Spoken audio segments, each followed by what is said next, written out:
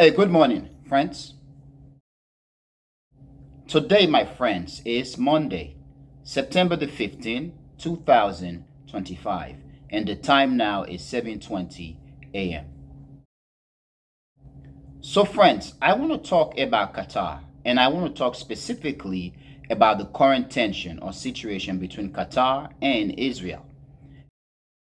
This specifically relates to the fact that just last week, Israel launched an attack into Qatar. Basically, Israel attacked facilities that were housing Hamas's officials.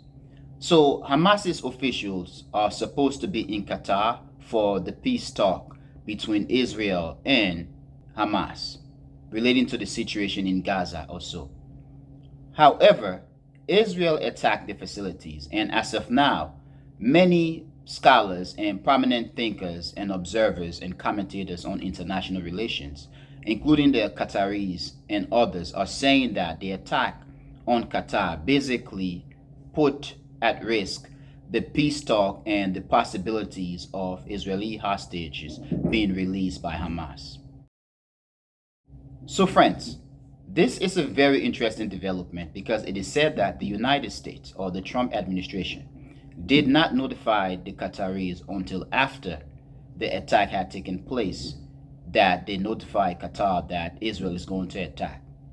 But also, this is an interesting development. It also shows the weakness of Qatar and the Gulf states. It shows the strength or the might of Israel and the United States over these governments in the Middle East. Or it's also insulting.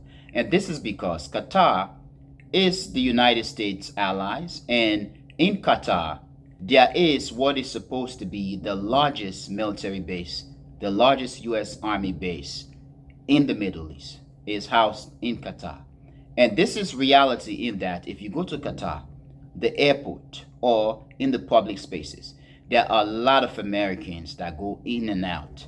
And you can even see that whether many who are toting backpacks, you know who is in the military, in the US military. If you're in Qatar, you see these guys, you know that person is a military person. So this was an insult, and many are calling it also a setup by the United States because in this case, the Israelis strike a facility in Qatar, and the Americans not only did not tell the Qataris, but the Americans did not stop Israel from doing it. It was insulting. For me, what this shows is Israel is saying, we are powerful than you, Qatar. We can do whatever we want, and nothing is going to happen. And I have said many times in past videos that the Americans or the United States and Israel are tied to the hips. Now, the United States is never going to abandon Israel. The United States will have to go down before they pull the plug on Israel. The US is very much in the tank for Israel. Israel does have prominence in US politics and in the politics in different Western countries as well.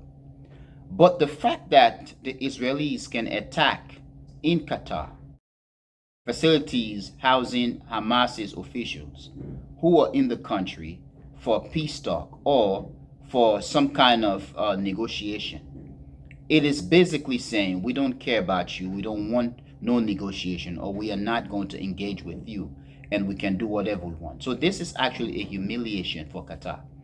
However, my question is, why is Israel doing this? And does Israel have any long-term goal?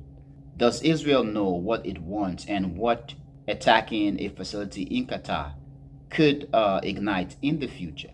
Because honestly, I think what the attack did or could have done is shown the Middle East and Arab countries or Muslims how weak their countries, their regions, and their governments are.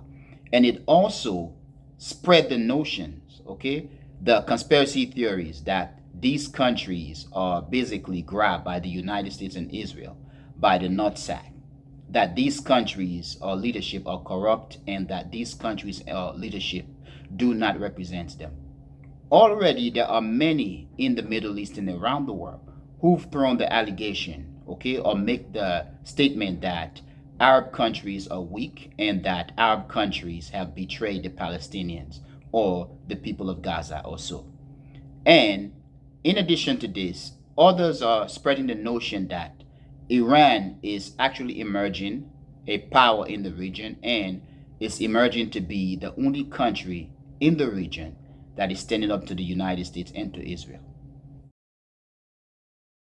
Now, the Qataris and other Arab states, other Gulf states, have termed what Israelis did as a terrorist act, an extremism, or as an international offense. The Israelis are saying, we are going to do whatever. In fact, Benjamin Netanyahu, the Prime Minister of Israel, said that Qatar and other countries, if they are housing terrorists, Hamas's officials, they should get rid of them immediately or bring them to justice, or Israel is going to carry out justice as Israel sees fit. Basically, this means if they are in your country, you better get rid of them or we are going to get rid of them no matter what. We're going to do whatever we want and ain't shit you can do about it. So this is power play. Honestly, it shows how powerful Israel is in the region militarily, especially over the Arab states. And it also demonstrated the weakness of the Arab states, and in this case, Qatar, a tiny country, and saying that, one, you cannot do anything about it. You do not have a military to stand up to us, and you are an occupied country with U.S. bases in your country, and the United States, in this case, is on our side. Therefore, even if Qatar was to become radical enough to want to do something about it, the United States, through its intelligence apparatus in Qatar, could detect it and could actually send the information to Israel, and then Israel would then take action. In fact, friends, there are allegations that when Israel was carrying out this attack on Qatar, the Israeli planes were being fueled by British fuel jets or plane. So we are seeing a system, okay, or situation in the world where it doesn't matter what the Arab countries are feeling or thinking. At the end of the day, they may want to acknowledge the fact that they are fighting an empire, and Israel is part of that empire. Israel is loved and supported by the entire apparatus of the empire, by the entire West. Whether you're talking about the United States, whether you're talking about the United Kingdom, France, and I know recently the Spanish basically imposed an embargo on Israel. However, at the end of the day, they are all supporters of Israel. Now, in terms of what is happening, there has been tit for tat between Qatar and Israel. And I'm talking in this case in terms of ideology and in terms of throwing insults or making allegations or making statements. With Israel saying that it is going to attack or do whatever it wants, and Qatar is calling what Israel's did, Israel's action, a terrorist action and a criminal action. And friends, also other Gulf or Arab countries have joined Qatar in condemning Israel's action in Qatar. One as terrorist action and also extremist and as criminal action. However, honestly, I do not believe that Arab or Gulf countries are going to be able to do whatever. The situation that they find themselves in is a chaotic situation.